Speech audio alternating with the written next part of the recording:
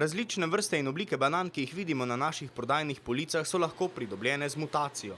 Ta bi se lahko zgodila v milijonih let, vendar jo v avstrijskih laboratorijih Združenih narodov pospešujejo z radioaktivnim obsevanjem.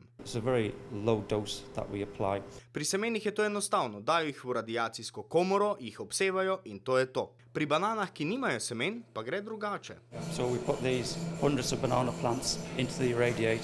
Kar ne prinese vedno uspeha. The mutations we can produce within seconds. Finding the mutant that we're interested in takes a bit longer because I say it's 1 in 1,000, 1 in 10,000 individuals that's got a mutation which is good. In pokaže na bananovec, iz katerega moke ne bo kruha.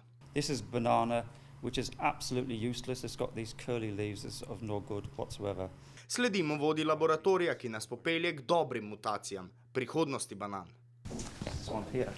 Pokaže na majhno neugledno rastlinico. This is what normal banana looks like. This is a semi-dwarf type. Ki je odporna proti paleti bolezni, ki so v preteklosti uničevale bananovce, pa še lahka je za obiranje. There's no point in growing plants this tall. They're wasting their energy producing more and more leaves, and what you really want is the end product, the fruit. Te banane so se spremenile same. Človek ni neposredno in nadzorovano posegel v njihove gene, samo prehiteli so naravo s pomočjo radioaktivnih žarkov.